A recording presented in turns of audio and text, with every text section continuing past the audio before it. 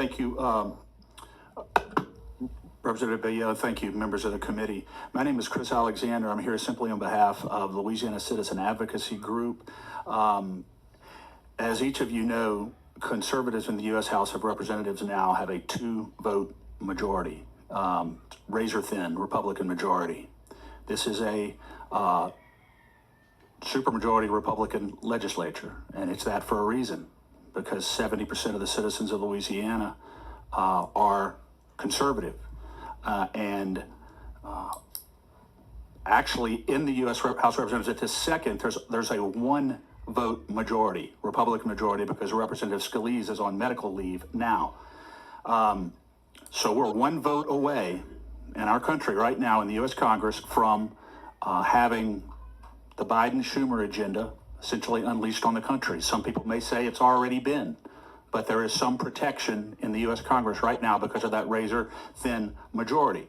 By voting for this bill, creating an additional minority district in Louisiana, it's our view that you are giving that majority away, and you're putting the very delicate balance of power in the U.S. Congress in very grave jeopardy on matters of profound consequence to citizens of Louisiana and citizens across the country. Everything is at risk here.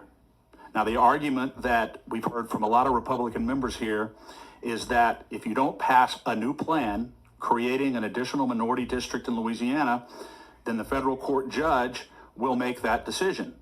Well, her actual order says that the plaintiffs, when they went into court for a preliminary injunction, never tried on the merits, just a summary proceeding, said that they had carried their burden of showing that the current map violates Section 2 of the Voting Rights Act, and that the plaintiffs had a substantial likelihood of making their claim successful, which is that we'll have a second minority district in Louisiana. But there was no trial on the merits. But the judge essentially said, if we have a trial on the merits, I'm going to rule in favor of the plaintiffs, and I'm going to create a second majority minority district in Louisiana. That's exactly what this bill is doing right now. And if our current map goes, if you do nothing and our current map goes back before Judge Dick, she's going to probably end up doing the same thing, but at least we have a chance to fight for the current map in our state. And no matter how she rules, we have the Fifth Circuit Court of Appeal and we have the U.S. Supreme Court. And again, everything is at stake, and it seems like we're simply giving it all away right now. We believe that this is worth fighting for. We believe that that balance of power is worth fighting for. And I would remind the members of this panel that I know, some of whom we helped get elected, along with Governor Landrieu, whom we worked very hard for and who we respect and think is going to be a great governor, that the citizens of Louisiana worked very tirelessly to get you elected to come here, not to cave in to political pressure, which is, it appears to hundreds and hundreds of citizens across the state that that's what you're doing. You're caving in to political pressure and you're giving in without a fight. Speaker Mike Johnson has weighed in on this. We heard some testimony earlier that Congressman Johnson apparently was okay with this proposed legislation. That's not our understanding at all. In fact, Congressman Johnson specifically said that our current map from 2022 needs a full trial on the merits with appellate review all the way to the Supreme Court if necessary, because the issue is so profoundly important to the future of this republic. I want to reiterate before I close, as I said, people all over the state are watching this right now, many of whom voted for you to come here, some of you who were just elected very recently. And if 6 months or a year from now, the United States Congress is controlled by Democrats, it started in this House. It started and ended in this Capitol. And that's what will have made it possible.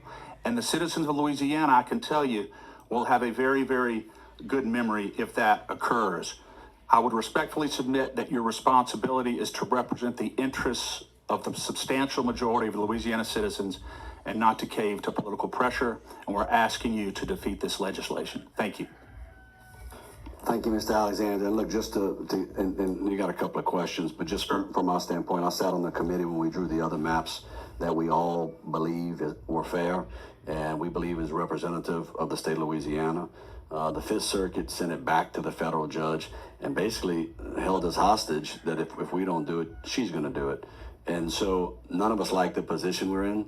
But, you know, and a little bit to your point, we were elected to serve, and we feel that we would prefer to have the lines drawn in this committee than to have some Obama appointed judge drawing the lines for us. And so we don't like it. It's painful to do.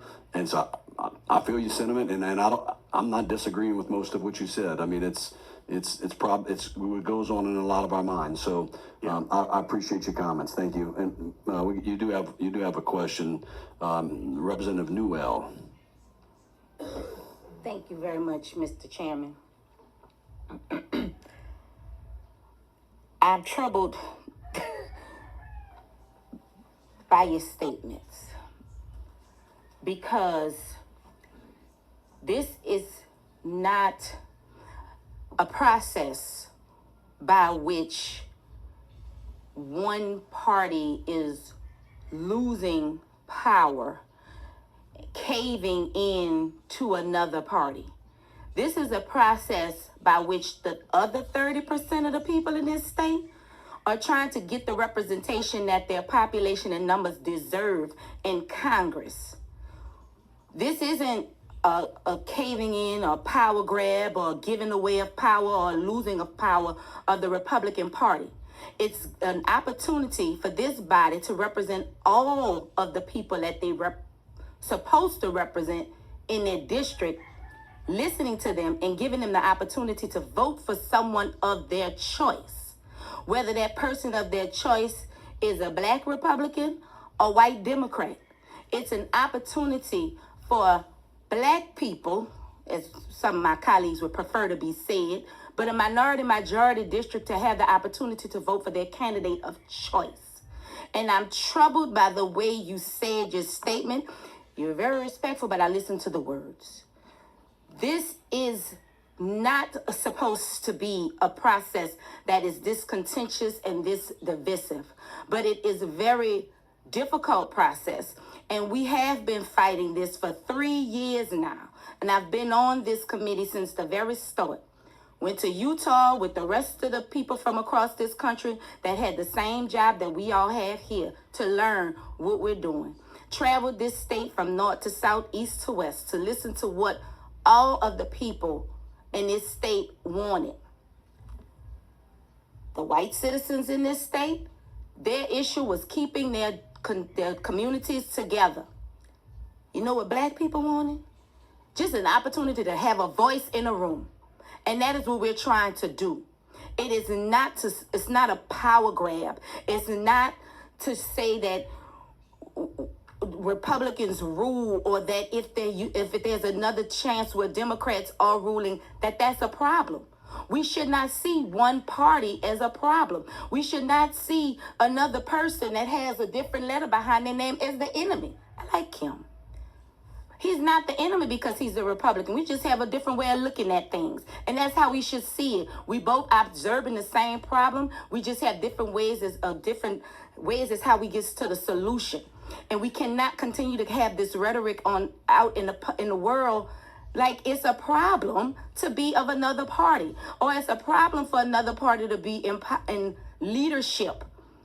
We're not giving away power. The Republicans are not caving in because they're helping African Americans have an opportunity to vote for a candidate of their choice. That is what we're doing here. And we're going through this fight because, as I've said many times before, this is the first time that this country has gone through redistricting after the expiration of Section 5 of the Voting Rights Act. Section 5 required all states that had a history of racism that any laws that were passed that would affect people's access and rights to voting had to be overseen and approved by the Department of Justice. This is our first time doing this where we no longer have that supervision, and God knows I wish we still had that supervision, because clearly we can't do this on our own. Because clearly somewhere along the lines, the message is getting construed that this is a giving up of power instead of this is an opportunity to let other people enjoy the benefits that another group has had for forever. And I just want to see African Americans across this state have the same privileges you've had all your life. And that is voting in someone that they know or believe will have their best interests at heart, whether it's in this building or whether it's in our United States Capitol. It's not a caving in. Because if it was a caving in, this process would have been over a long time ago. And I just needed to say, I don't have any questions for you, but your statement kind of disturbed me a little bit. Sure. Because I don't want you to think that it's a caving in of any party. Well, I respect you, Representative Newell, and I respect your right to speak, and I would always, Newell, and I would always protect your right to speak. But we do live in a democracy here, and when a majority with a particular ideology is in power and control, policy should reflect that ideology. Our position here is very simple, that Congressman Mike Johnson, the Speaker of the House, represents a conservative ideology. Many citizens across Louisiana are very proud and happy that he's there. And this legislation threatens the authority that conservatives have in the United States Congress. He has said very clearly that our current map is constitutional and that we should fight for it in federal court in order to reflect the interests of a majority of Louisiana citizens. And democracy in a republic means something. But I would always fight, by the way, for your right to speak, and I value it greatly, as much as I value mine. Thank you for giving me my right, but letting me know I have a right to speak. I also have a right to vote, and I also have had a right all my life, coming from Orleans Parish, as having an opportunity to vote for a representative of my choosing that I believe represented my interests. And this democracy, we need to make sure that it enables other people across this state to also have a voice and a right to vote for a candidate of choice that could also be their voices in rooms that they're not able to be in. That is what this process is, sir. So I appreciate you reminding me of my right to speak, because I'm going to do it anyway. Yes, ma'am. But it also is my right to ensure that others have their right to speak and their right to vote and keep their access to voting intact. And while they have that right and that access, that they also have the ability to vote for a person of their choice. Thank you very much, Mr. Chair. Thank you, Representative Newell. We have a handful of representatives that want to exercise their right to speak. Representative Carlson. Thank you, Mr. Chair. Mr. Alexander, I appreciate your comments. I Sure. really do. And congratulations on your election. Thank you very much. I appreciate that. Look, I'm certainly wish that we were in a different position in the House of Representatives with more than just a one vote majority. Sure. And that this wasn't looked at as a we're going to lose the majority or not kind of decision. But unfortunately, that's the position that we find ourselves. And I can assure you this, that we are not here today because we are caving to any kind of political pressure. The fact of the matter is, like it or not, Judge Dick has said either you do your job and draw the map, or I'll draw the map for you, period. We've argued this case before the Fifth Circuit twice. We've asked the Supreme Court to hear it. They've said you need to go and do your job first, which our job is to draw these maps. Sure. I don't like this position. I wish we were not in this position. I like the maps that the legislature a few years ago voted on and approved.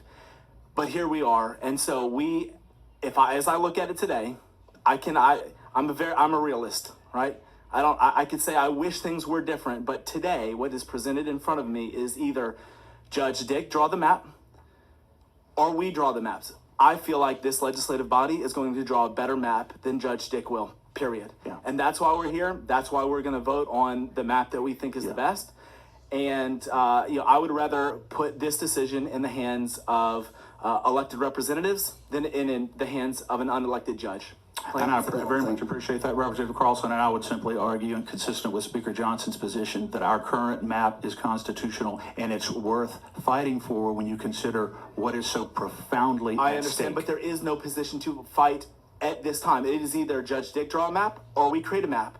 There is no continue. The fight true. cannot continue on beyond that until we draw a map or we don't draw a map. But if you don't draw a map, or do draw a map, either way, you end up with a one majority minority increase. If we don't draw a map, we end up with a map that Judge Dick draws, which will be a map with 2 majority black districts. But Exactly what we're going to have as a result of this legislation. But it will not be as good as the senator's map. Well, the net effect, I would respectfully submit, would be the same. It certainly is. And look, I think there is a legal basis for it. Look, I'm glad that we are having this conversation. And in all fairness, in all honesty, I think all of these maps look crazy.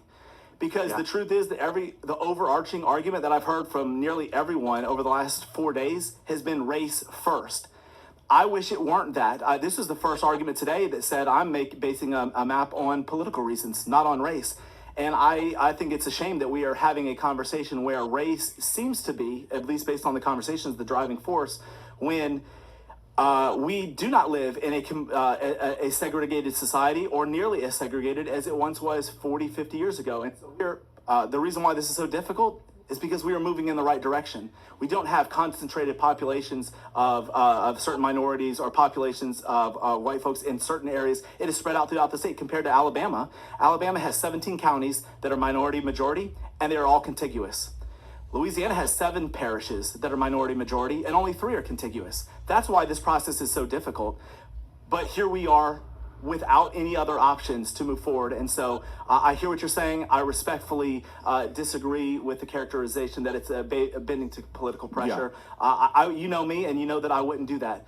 But I don't see any other path forward. This is the best of 2 bad options, and I'm going to always do my job that's before me. And I understand that. Is there anything? Do you think there's anything that would be an option? Would be to allow our Attorney General to argue the constitutionality of our current map in federal court, Fifth Circuit Court of Appeal, and Supreme Court? Already been done twice in the Fifth Circuit and asked of the Supreme Court, and they've refused to do that. And here we lie today. There's never even been a trial on the merits, Representative Carlson, on this map, even in district court. That is the judge's decision, unfortunately. And if you don't do anything, they'll have one. And if we don't do anything, we'll have a worse map. Thank you, Mr. Chair. Thank you, sir. I appreciate the interchange. Representative Marcel. Thank you. Mr. Alexander. I guess it's disheartening for me to sit here in 2024 and hear that we certainly need to keep the power, and if you all do what's right in Louisiana, we're gonna lose our thin majority. If we would have done what was right a long time ago, you probably wouldn't be in the majority. If Alabama passes what they need to pass, and we pass what we need to pass, then perhaps we will have a fair and balanced Congress. And you'll be in the majority. Well, and what's the problem with that, sir? Well, there's millions of Americans who have a problem with that. Well, and guess what? It's millions of people who have not had an opportunity to have a seat at the table. We have a problem with voter suppression. We have a problem with people thinking that we can't make decisions. And let me say this, on the other side of the aisle, on the other side of the chamber in the Senate, I have colleagues that have some of the same beliefs that some of you have, right? And they believe in pro-life. They are African Americans. I believe in pro-choice. So to say that everybody's ideology, because they are black, is one way, is certainly crazy, number one. And number two, I really agree with you with something. And that is send it back to the courts and let Judge Shelley Dick draw the maps. Wait, you agree with me? I do agree with that, because then we could remove all of these different people and these moving parts that everybody, these political interests, because we do deserve 2 black congressional seats. Because where I went to school, it was a black school though, Capitol High School. When you divide 6 into a third into 6, you get 2. And so we deserve 2 seats. And that's what we deserve. We're not begging for something that we don't deserve. That's what we deserve. And God forbid, maybe somebody will get elected that feels like you or have the same ideologies as you, but perhaps they won't. People need an opportunity to have their voices heard. And when I send somebody to Congress that feels like you, that represents my district, then you do not represent what I believe. But what And if that's I called represent the community- majority of the people in your district? What if what? Look, look.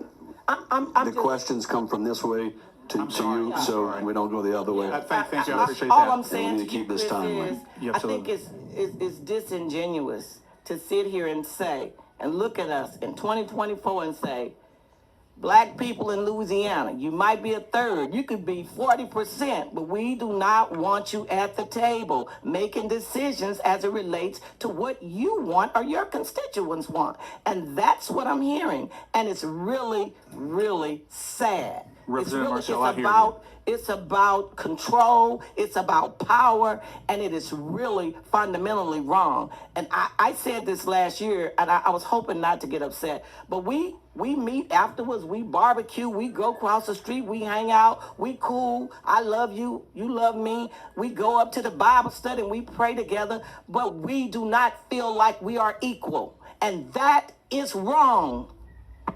Thank you, Representative Marcel. Representative I Boyd. appreciate that. Thank you, Mr. Chair. Sitting here today, thinking about the fact that we are literally fighting for an opportunity. It's not given because people still have to vote. An opportunity to have two Black representation of African Americans in DC. The opportunity, nothing is guaranteed. We're here fighting for the last 3 years just for the opportunity. And with voter apathy, we really don't know where that's going to end up. With closed primaries, we really don't know where that's going to end up.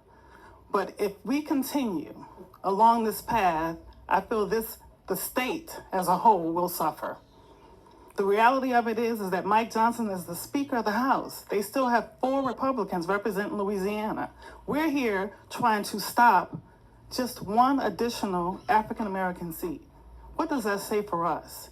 We have my chairman referring to the judge as an Obama judge. We cannot continue to divide this city, this state, and expect to survive. It won't happen. We have to learn to coexist, appreciate our differences, appreciate the culture differences. There are things that you cannot possibly understand in African American life because you're not one. We cannot continue to throw out and spew divisive words and think that we can survive as a state. It won't happen. Yeah. Thank you. Representative Boyd, in what you're saying, it makes me think of what Thomas Jefferson said, who's one of the founders of our country. He said, in matters of taste and culture, swim like a fish. In matters of principle, stand like a rock. And that's what I'm asking this committee to do, is stand like a rock and allow our I repeat, that attorney makes general to no argue the sense. So you're constitutionality. looking to further divide the state. I'm not here to divide anyone. That's exactly what you're doing. Thank you. Thank you. Thank y'all. Mr. Alexander, that clears the board. Thank you. Appreciate your time. Thank you.